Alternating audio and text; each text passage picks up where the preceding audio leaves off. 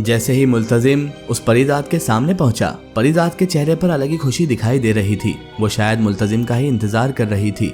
मुल्तजिम जैसे ही उसके पास गया, वो सीधे आके मुल्तजिम से चिमट गई। मुल्तजिम बोला, ये रोज रोज का अच्छा नहीं है रोशनी, आज मुझे तुमसे ये सब काम नहीं करना है, बल्कि आज तुम सिर्फ मुझसे बैठकर बात करो।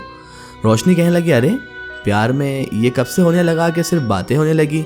मुलाकात हम करते ही इसलिए हैं कि हम एक दूसरे को इतना ज़्यादा प्यार करें कि हम दो जिस्म एक जान हो जाए। मुल्तजिम, आज तुम्हें क्या हो गया है? आते से ऐसी उखड़ी उखड़ी बातें क्यों कर रहे हो? मुल्तजिम बोला, देखो मैं दिन ब दिन कमज़ोर होता जा रहा हूँ और तुम्हें मेरी जरा सी भी परवाह नहीं है। रोशनी बोली, परवाह नहीं है? तुम कहाँ कमज़ोर हो? वैसी के वैसी तो हो। देखो ज़रा अपने आप को, क्या तुम्हारे हाथ पैर काम नहीं कर रहे हैं? वैसी तो हो तुम मुल्तजिम, कहाँ कमज़ोर हो गए हो? ये तो तुम्हारा वहम है। मुल्तजिम ने कहा, मैं कुछ नहीं जानता वहम वहम, आज सिर्फ बातें होंगी, कोई दूसरा काम नहीं होगा। जैसे ही मुल्तजिम ने उससे ये बात कही, वो भड़क उठी। कहने लगी, लगता है मुल्तजिम तुम्हारा मुझसे दिल भरा गया है, कोई और तो नहीं आ गई तुम्हारी ज़िंदगी में? मुल्तजिम ने कहा, देखो तुम ये फिजूल बातें करके मुझे आज नहीं पिघला पाओगी, समझी? तुम सिर्फ यही चाहती हो क्या? तुम्हारा प्यार क्या सिर्फ मेरे जिस्म तक ही है रोशनी? क्या तुम मुझसे बात करके गुजारा नहीं कर सकती? रोशनी बोली, मैं कुछ नहीं जानती। देखो मुल्तजिम, मैं तुमसे बेपनाह मोहब्बत करती हूँ और मोहब्बत की कोई हद या कोई हुदूद नहीं होती है, तो तुम भी जानते हो, तो फिर मुझे क्यों रोक रहे हो? अपने प्यार को जाहिर होने दो मुल्तजिम, मैं तुम्हारे बगैर नहीं जी सकती। आज फिर से रोशनी ने वही घिसे पिटे डायलॉग मारे थे, लेकिन क्योंकि मुल्तजिम के दिमाग का ढक्कन अब खुल चुका था और उसको कहीं ना कहीं खौफे खुदा भी दिल में आ चुका था, इसी वजह से वो आज पुर अहद करके आया था कि वो ये काम नहीं करेगा। और उसे इमाम साहब का तावीज़ भी जेब में था जो उसकी हिफाजत भी करने वाला था। रोशनी उससे चिमट तो गई थी, लेकिन कुछ देर के लिए उसके दिमाग से भी ये बातें निकल गई थी। बहरहाल रोशनी ने बहुत फोर्स किया, उसे बहुत ज़्यादा ज़बरदस्ती की, लेकिन मुल्तजिम आज उसकी एक बात भी नहीं मान रहा था। वो अचानक रूठ कर चुपचाप बैठ गई। मुल्तजिम भी वहीं पर बैठ गया। मुल्तजिम कहने लगा, रोशनी देखो, मोहब्बत दो दिलों का तालमेल होती है, ना कि जिस्मों का। हम सिर्फ जिस्मानी ताल्लुक़ रोज़ बनाते हैं, यहाँ पर हम ना बातें करते हैं ना ही और कोई दूसरी चीज़ करते हैं, बल्कि हमें तो इस चीज़ से डरना चाहिए। रोशनी, तुम नहीं जानती क्या कि खुदा को हमें एक दिन जवाब देना है? रोशनी बोली, आज बड़ा खुदा खुदा कर रहे हो, इतने दिन से तुम्हारा ये खुदा का खौफ कहाँ गया था? जब तुम मुझसे अच्छे खासे ताल्लुक़ बना लिए और अब जब मुझे आदत पड़ गई है तो खुद यहाँ से जाने की बातें करते हो। मैं नहीं समझती क्या मुल्तजिम, तुम्हारा दिल भरा गया है, या हो सकता है कोई और लड़की तुम्हारी ज़िंदगी में आ गई हो सकता है अब उसके साथ ही तुम ये सब करो। मुल्तजिम को गुस्सा आ गया। मुल्तजिम ने कहा, रोशनी अपनी ज़ुबान को लगाम दो, मैं तुम्हारे अलावा किसी के बारे में सोचता भी नहीं था, लेकिन आज तुमने अपनी ये घटिया सोच दिखाकर मुझे बता दिया है कि तुम्हें सिर्फ जिस्म से मतलब है, ना कि कोई दिल से। तुमने सिर्फ मेरे साथ प्यार का झूठा नाटक किया है। अब तुम ही बैठो यहाँ पर, मैं तो जा रहा हूँ। वो जाने लगा तो रोशनी ने उसे पीछे से आके गले लगा लिया, लेकिन मुल्तजिम ने उसे झटक कर अलग कर दिया।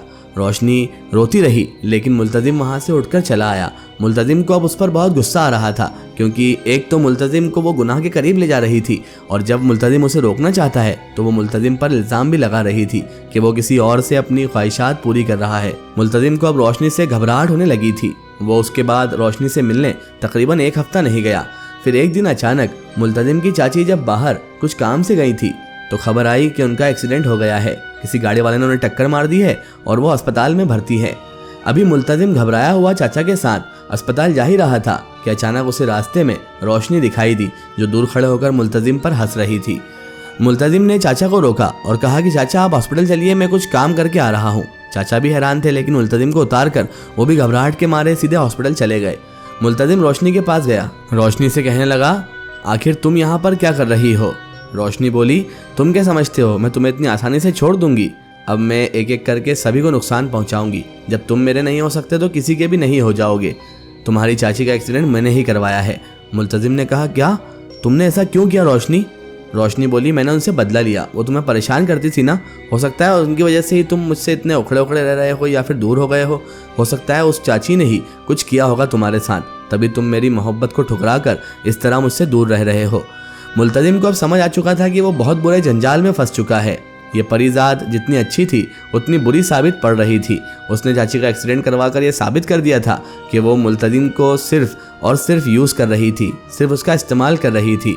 उसने कहा, तुमने ये अच्छा नहीं किया, आज तुमने साबित कर दिया कि तुम एक परीजाद ही हो और तुम बहुत बुरी हो। मैं तुमसे नफ़रत करता हूँ। और मैं चाची की वजह से नहीं बल्कि तुम्हारे इन हरकतों की वजह से ही तुमसे नफरत करने लगा हूँ। तुम बहुत मतलबी और खुदगर्ज हो। तुम मेरे जिस्म की ही दीवानी थी, ना कि मेरे प्यार की। उसके बाद मुल्तजिम उसे इस तरह से बेरुखी से मुंह फेर कर चला गया जैसे अब उस तरफ पलटकर कभी नहीं देखेगा। लेकिन वो परीज़ात समझ चुकी थी कि मुल्तजिम को वो खो चुकी है, इसलिए वो ज़्यादा से ज़्यादा नुकसान मुल्तजिम का अब करना चाहती थी। मुल्तजिम अभी सड़क क्रॉस कर ही रहा था कि अचानक एक बाइक वाला उसके इतने पास से निकला कि उसे भी समझ नहीं आया कि आखिर ये सब क्या होने वाला था।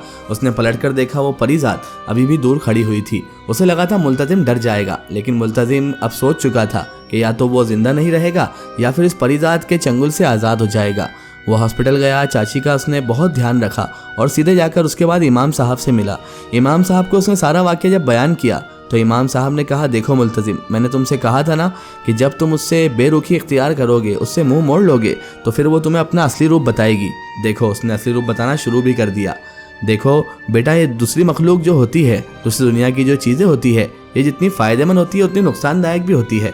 जहाँ आपको ये अपनी शक्ति से बहुत सारे फ़ायदे देती है तो वहीं पर आपको अपनी ताकत से नुकसान भी दे सकती है। और अब उस परीज़ात ने सोच लिया है कि तुम उसकी तरफ नहीं माइल हो रहे हो तो वो तुम्हें नुकसान पहुंचाएगी। अब बेहतर यही है कि तुम अपनी हिफाजत का तगड़ा इंतज़ाम कर लो। घर पर तो तुम्हारे हिसार खिंचा हुआ ही है, अब तुम तीनों को यानी पूरे परिवार को ही अब तावीज़ के साथ रहना होगा। याद रखना, इस तावीज़ के बिना तुम बिल्कुल भी बाहर ना निकलना।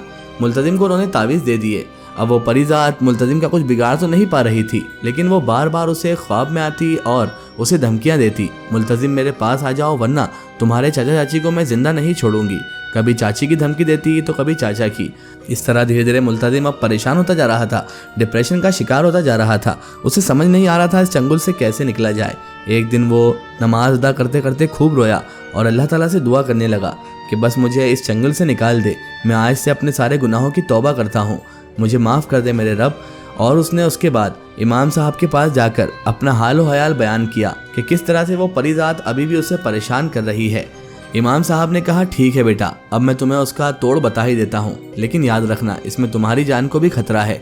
मुल्तजिम कहने लगा, देखिए इमाम साहब, वो मुझे वैसे भी घुट घुट कर मरने पर मजबूर कर रही है, तो या तो मैं उससे बच जाऊँगा या फिर उसका शिकार बन जाऊँगा, लेकिन मुझे अब इससे छुटकारा पाना है।